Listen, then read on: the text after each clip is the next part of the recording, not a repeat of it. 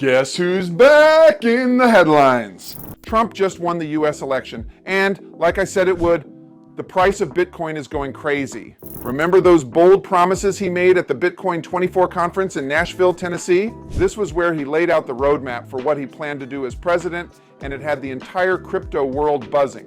Well, guess what? Those aren't just promises anymore. They're happening just like I said they would. Should you be thinking about jumping into crypto right now?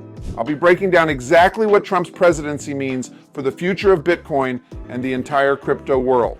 But before we do, make sure to hit that subscribe button and turn on the notifications, okay? We've got the latest insights on global finance, cryptocurrencies, and practical investing tips coming your way.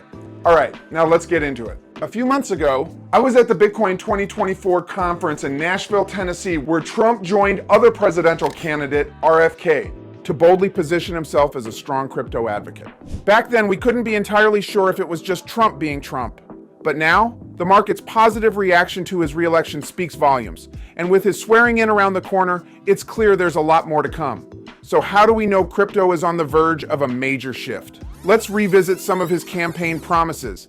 By digging into them, we can see how the changes he proposed could give Bitcoin the boost it's been waiting for. Number one, removing the SEC chairman. You might have heard of Gary Gensler, chairman of the SEC. In crypto circles, he's about as popular as a turd in the pool on a hot day, okay? Some folks even say he's more disliked than Satan himself.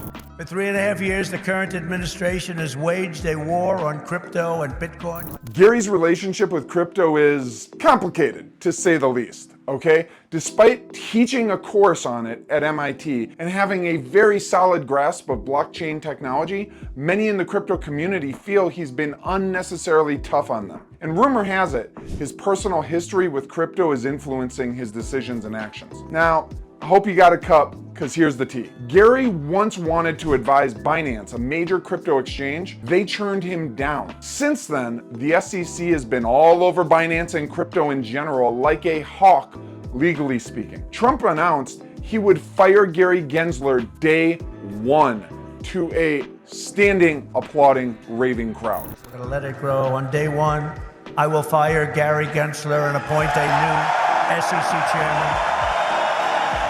If you didn't know this, the SE chair isn't elected. They're appointed by the president. That means whoever holds that role can seriously shape how crypto is regulated in the US and beyond. So, removing someone like Gary, who's been seen as anti-crypto from day one, could be a game changer for the industry. So keep an eye on this. It's a huge deal for anyone interested in the future of Bitcoin and other cryptocurrencies, as well as innovation in America. 2. Appointing a new crypto advisor. Let's talk about another big promise.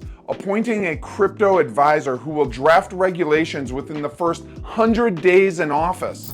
Upon taking office, I will immediately appoint a Bitcoin and Crypto Presidential Advisory Council. Right now, crypto companies are in a tough spot in the US. They're asking the SEC for guidance. They're getting no response and then getting sued later for breaking laws that either weren't clear or didn't even exist when they started.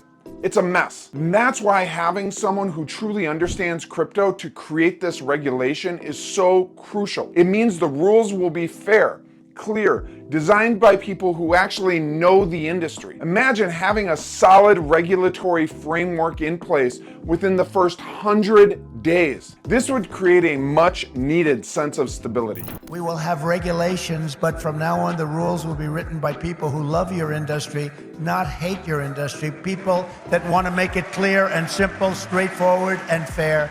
With proper regulations, the best and brightest in crypto wouldn't have to leave the US out of fear of getting into legal trouble down the road. Instead, they could innovate and grow right here, making the US once again a leader in the crypto space. This promise could be a real game changer for the industry, creating a friendly and competitive environment for everyone involved. But Trump didn't stop there.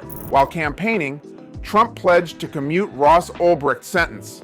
Now, as president, will he follow through? If so, It would send a strong message to early crypto adopters about the administration's stance on innovation and fairness. Ross was convicted in 2013 for operating a controversial black market website using Bitcoin. Now, he was sentenced to double life plus 40 years, despite being a first-time nonviolent offender. With bipartisan support and over a decade served, freeing Ross would symbolize to a safer environment for early adopters worldwide to return to the US and innovate within the regulatory guidelines Trump plans to establish. 3. Abolishing CBDCs and supporting stablecoins. There will be no central bank digital currency or CBDC under a Trump presidency. Mic drop. There will never be a CBDC while I'm president of the United States.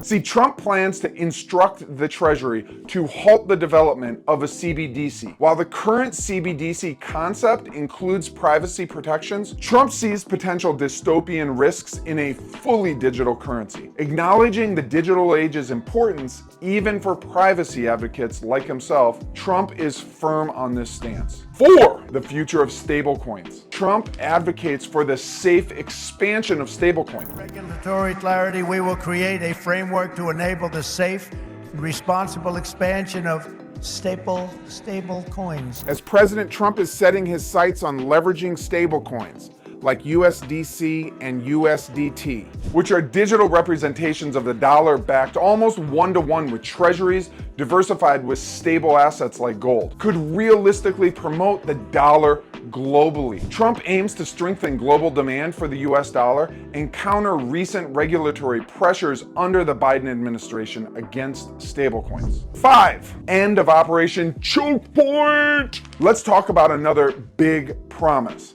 shutting down Operation Choke Point. Now, if you search online, you'll find plenty of articles saying this is just a conspiracy theory used by the right to scare people. But I can tell you from firsthand personal experience that this is real, and it has had serious consequences. I even lost a business because of it. So don't believe everything you read online without checking for yourself. They want to choke you. They want to choke you out of business. We're not going to let that happen.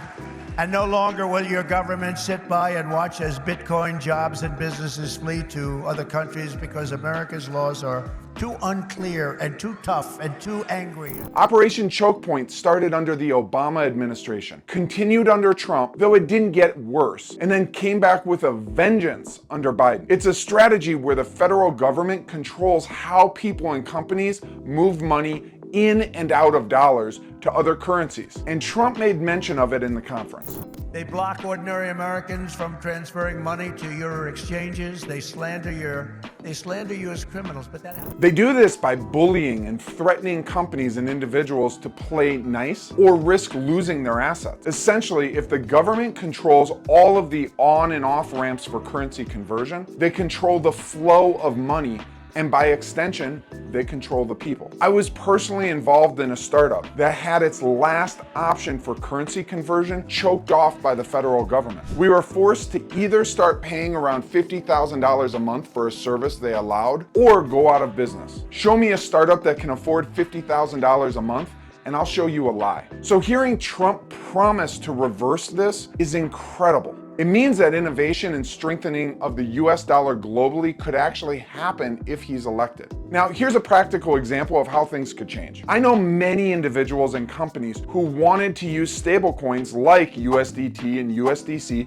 for payment, especially with contractors. But contractors were losing their ability to affordably convert USDT back into dollars when they needed them. And companies were being threatened with losing their banking rights if they tried to convert their US dollars into stablecoin. You can't make this shit up. People didn't stop getting paid this way. What happened is the companies took their business outside of the US. This reversal could mark a brand new day for crypto and innovation in the USA. One statement from Trump really stood out. We have to do this, or China will. You like my little Trump impersonation?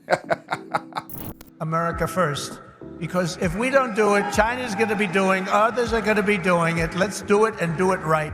Having politicians who understand that we can't bury our heads in the sand is crucial. Otherwise, the US risks being leapfrogged by other countries.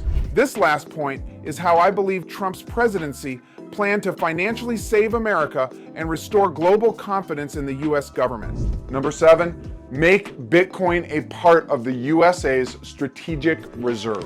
As president, Trump is reportedly considering a bold policy, transferring the approximately 210,000 Bitcoin currently held by the U.S. government into its strategic reserves. But it doesn't stop there.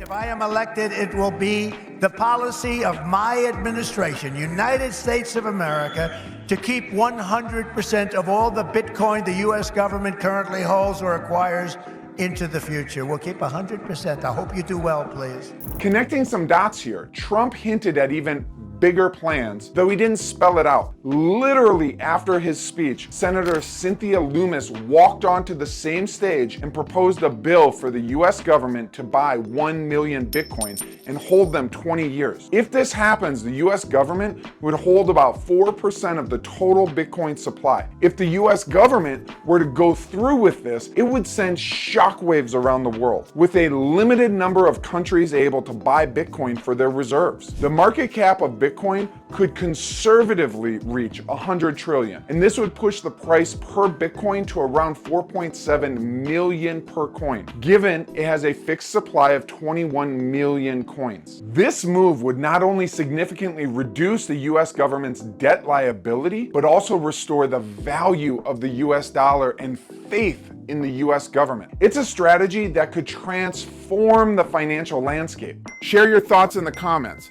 Are you excited about this new direction? And do you think Bitcoin could hit $250,000 before 2026? Let me know.